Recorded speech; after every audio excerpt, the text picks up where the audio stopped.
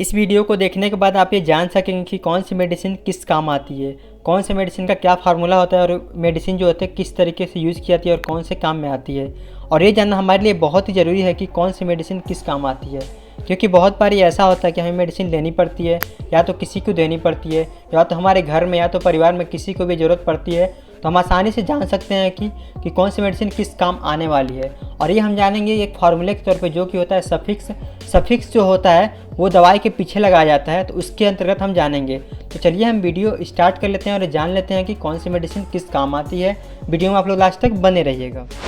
तो दोस्तों, video start करने से पहले आपको एक चीज़ बता देना चाहता हूँ कि जो भी मैं दवा बताऊँ किसी भी आप लोग ये फार्मेसी स्टूडेंट्स के लिए, आम लोगों की जानकारी के लिए हो सकती है। कोई भी दवा का उपयोग आप लोग बिना ही डॉक्टर के प्रिस्क्रिप्शन के बिल्कुल ना करें। बिना डॉक्टर के प्रिस्क्रिप्शन का आप लोग किसी भी दवा का कोई भी यूज ना करें। तो दोस्तों, इसमें पहला जो सफिक्स है वो है सफिक्स। मैंने जैसे आपको बताया कि सफिक्स वो होता है जो हम दवाओं के पीछे लगाते हैं। जैसे यहाँ पे आप लोग देख लो, केन सफिक्स यहाँ पे प्रयोग हुआ है। तो जिस भी दवा में केन नाम का सफिक्स आएगा वो हमारा बेसिकली लोकल एनेस्थेटिक के रूप में प्रयोग होगा। एनेस्थेटिक क्या होता है? एनेस्थेटिक मैं आपको बता देना चाहता हूँ कि एनेस्थेटिक वो चीज़ें होती हैं जो हम किसी बॉडी के पार्ट को सुन्न करने के लिए यूज़ करते हैं। अब सुन्न करने का सेंस ये हुआ कि जब हम कोई ऑपरेशन करवाने जाते हैं या डॉक्टर कोई ऑपरेशन करता है एक पर्टिकुलर पार्ट में, तो वहाँ पे आप लोग देखते होंगे कि वो बोलते हैं एनेस्थेसिया करना पड़ेगा। तो वहाँ पे बेसिकली जिस इंजेक्शन का प्रयोग किया जाता है उसमें जाइलोकेन, बेंजोकेन, एमाइलोकेन और लाइडोकेन। तो आप लोग देख पा रहे होंगे सबके जो लास्ट में सफिक्स वर्ड प्रयोग हुआ है वो हुआ है केन का। तो जो केन का प्रयोग होता है वो लोकल एनेस्थेटिक के रूप में किया जाता है। सबसे ज़्यादा जो दवाएं आती है केन के रूप में वो आती है जाइलोकेन इंजेक्शन। बीच में मैंने यहाँ पे एक एग्जांपल के तौर पे लगा रखा है जाइलोकेन इंजेक्शन की एक शीशी। तो जो भी एनेस्थेटिक के रूप में प्रयोग किया जाता है वहाँ पर अधिकतर जाइलोकेन का प्रयोग किया जाता है। ऐसा आप लोगों ने देख लिया। दूसरा हम दवा की बात करते हैं वो है माइसिन। दोस्तों, जो माइसिन मेडिसिन होती है वहाँ पे आप लोग देख पा रहे होंगे सफिक्स यानी कि दवाओं के पीछे लगी होती है। इससे कुछ एग्जांपल यहाँ पे मैंने कोट किया है, जिसमें एजिथ्रोमाइसिन,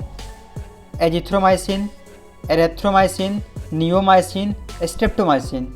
अब ये जो बेसिकली होते हैं दवाएं वो होते हैं एंटीबायोटिक। एंटीबायोटिक वो होता है जो हमारे शरीर में जो एंटीबायोटिक्स होते हैं, जो भी इंजेक्शन हमारे बॉडी में हुए रहते हैं एंटीबायोटिक्स की वजह से, उसको ठीक करता है। इसके अंतर्गत प्रयोग किए जाने वाली दवाइयाँ जो आती हैं वो आती है एजिथ्रोमाइसिन, एरिथ्रोमाइसिन। बेसिकली इसके अंतर्गत एजिथ्रोमाइसिन आती है, एरिथ्रोमाइसिन आती है, नियोमाइसिन आती है, स्ट्रेप्टोमाइसिन आती है। अब आप लोग यहाँ पे देख पा रहे हैं कि मैंने एक कंपनी का नाम यहाँ पे रख रहे, एलेम्बिक कंपनी का एक दवा है जो है एजिथ्राल 500 mg। ठीक है। तो दोस्तों, मैं आपको एक चीज़ और बता देना चाहता हूँ कि जो भी एजिथ्रोमाइसिन जो यहाँ पे मैंने ये सफिक्स बताया है, ठीक है, तो एजिथ्रोमाइसिन जो सफिक्स है वो यहाँ पे आप लोग देख पा रहे हो, ये एक जेनरिक नेम है इसका। ठीक है।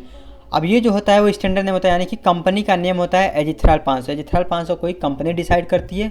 और ये जो होती है एजिथ्रोमाइसिन, जैसा कि आप लोग कोई भी दाम देखते हो IPN से होता है इंडियन फार्माकोपिया। तो इंडियन फार्माकोपिया में इस फार्मूले की दवाएं जो होती है वो बनती हैं, और कोई भी कंपनी जो है अपना नाम लगा करके इसको बेच सकती है। ये होता है जेनरिक नेम होता है और ये कंपनी का नाम होता है। ये हो गया माइसिन। तीसरे हम दवा की बात करते हैं वो है, जैसा कि आप लोग देख पा रहे हैं, ओलोल।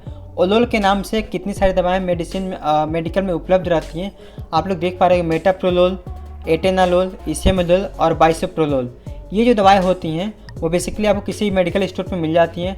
अब ओलोल का जो प्रयोग होता है वो होता है हाइपरटेंशन में होता है। हाइपरटेंशन क्या होता है? जिस भी पेशेंट के या जिस भी व्यक्ति के किसी भी तरीके का हार्ट से रिलेटेड प्रॉब्लम हो, यानी कि हार्ट में BP हाई हो गई हो, तो उसमें जो है हाइपरटेंशन उसको हम बोलते हैं। और उसमें जो है बीटा ब्लॉकर जो मेडिसिन्स होते हैं वो बेसिकली हाइपरटेंशन यानी कि हाई ब्लड प्रेशर के रूप में दिया जाता है। इसके अंतर्गत मीटाप्रोलोल, एनालोल, इस्मोलोल, बाइसोप्रोलोल आते हैं। अब यहाँ पर आप देख पा रहे हो, यहाँ पे मैंने कुछ कंपनियों की भी चीज़ लगा रखी है। यहाँ पे हिप्रेस 50 mg करके आता है एटेनालोल का, तो ये आपको आसानी से मिल जाती हैं। तो जिस भी दवा के पीछे अगर ऐसा कुछ लिखा आपको ओलोल लिख के आता है या कि मेटाप्रोलोल, एटेनॉल जो भी आता है, वो समझिए एक बीटा ब्लॉकर होता है। और बीटा ब्लॉकर जो होता है हाइपरटेंशन यानी कि डिजीज़ जो होता है हमारे हार्ट से रिलेटेड, उसमें प्रयोग किया जाता है। आगे हम बात करते हैं वो आता है माइड एंड जाइड। दोस्तों, माइड एंड जाइड क्या होता है? ये होता है ड्यूरेक्स। अब डियोरेक्टिस क्या होता है? डियोरेक्टिस वो होता है जिसकी यूरिन जो होता है वो रुक जाता है। जिस भी व्यक्ति का यूरिन रुक जाता है यानी कि उनको पेशाब नहीं आता है, उनको लिए हम ज़्यादा मात्रा में मतलब ज़्यादा मात्रा में उनका यूरिन बाहर आए, उसके लिए हम इस तरीके की दवाएं प्रयोग करते हैं, जिसको हम फ्यूरासेमाइड, ठीक है, ब्यूमेटानाइड एंड क्लोरोथाइजाइड। तो जिस भी दवा के पीछे सफिक्स के तौर पे माइड और जाइड लिख के आता है, वो आप लोग समझोगे कि ये ड्यूरेटिक्स होता है, ठीक है, यानी कि ये यूरिन बेसिकली जो होता है वो निकलता नहीं है, तो उसमें ये प्रयोग किया जाता है यूरिन को निकालने के लिए। इसके अंतर्गत सबसे जो चलने वाली दवाएं आती है वो आती है लैक्सिक्स 40 mg की। ये आपको ईजिली किसी भी मेडिकल स्टोर पे मिल जाती है, आप लोग डॉक्टर के प्रेस्क्रिप्शन के हिसाब से इसको ले सकते हैं। देखो यहाँ पे आप लोग देख पा रहे हो लैक्सिक्स जो है, वो फिर मैं बता देना चाहता हूँ, ये एक्सटेंडर नेम है, मतलब ये जो नाम होता है वो कंपनी डिसाइड करती है। और यहाँ पे देखो फ्यूरासेमाइड लिखा हुआ है, ये जो होता है वो जेनरिक नेम होता है, यानी कि जो नेशनल फार्मूले के अकॉर्डिंग होता है, जिसको कोई भी कंपनी यूज करके बना सकती है। आगे जो ड्रग्स की बात करते हैं वो है वीर जो होता है एंटीवायरल होता है। अब एंटीवायरल क्या होता है, जो वायरस के इन्फेक्शन को रोकता है, ठीक है। इसके अंतर्गत कुछ जो दवाएं हैं वो निम्न प्रकार की हैं, आप लोग यहाँ पे देख पा रहे होंगे, एकाइलोवीर, ठीक है, रिटोनावीर, इंडिनावीर। तो ये जितने भी आपको अगर सफिक्स के तौर पे जितने भी दवाओं के पीछे अगर वीर नाम आता है, तो वो बेसिकली जो दवाएं होती हैं वो एंटीवायरल होती है, यानी कि वायरस के लिए वो उसका प्रयोग किया जाता है। एंटी मतलब उसके उल्टा, यानी कि वायरस इन्फेक्शन को रोकने के लिए एंटीवायरल का प्रयोग किया जा रहा है। तो यहाँ पे कुछ मैंने इसके एग्जाम्पल दे रखे हैं, जैसे कि नॉर्वीर 100 mg, रिटोनावीर टैबलेट, यहाँ पे देखो आप लोग। तो ये जितने भी होती हैं वो एंटीवायरल्स ये टैबलेट्स होती हैं। आगे हम बात करते हैं वो पैम क्या होता है, एंटी एग्जाइटी। अब एंटी एग्जाइटी के तौर पे कुछ यहाँ पे दवाएं हैं जो है इस तरीके से, डाइजेपाम, लेरोजेपाम। ये क्या होता है, एंटी एग्जाइटी होती है, मतलब किसी अगर एग्जाइटी हो या किसी को, तो उसको हम बेसिकली इस दवा को दे करके उसके एग्जाइटी को ख़त्म कर लेते हैं। तो ये होता है।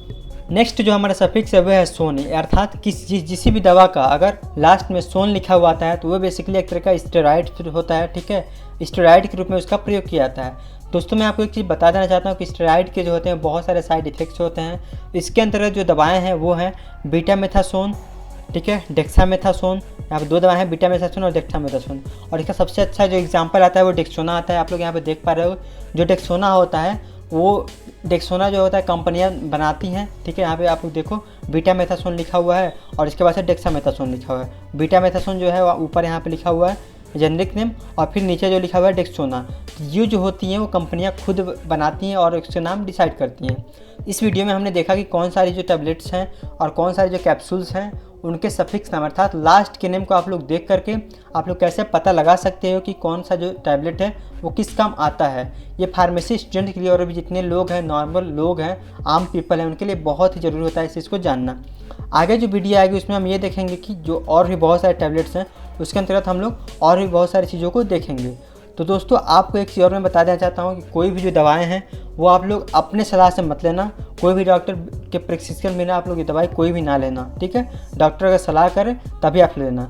ये बेसिकली जो वीडियो था वो फार्मेसी स्टूडेंट्स के लिए था जो कि अपनी पढ़ाई कर रहे हैं और फार्मेसी की डिग्री लेना चाहते हैं, डी फार्मा या बी फार्मा, उनके लिए वीडियो मैंने बनाया है। तो आशा करता हूँ कि आपको वीडियो में दी गई जानकारी बहुत ही अच्छी लगी होगी। वीडियो में दी गई जानकारी अच्छी लगी हो तो चैनल को प्लीज़ सब्सक्राइब कीजिए, दोस्तों के साथ शेयर कीजिए इस इन्फॉर्मेशन को, ताकि और भी लोगों तक ये इन्फॉर्मेशन पहुँच पाए। तो चलिए मिलेंगे हम इस वीडियो के दूसरे पार्ट में, तब तक के लिए bye bye, take care, keep learning and keep exploring yourself, have a good day.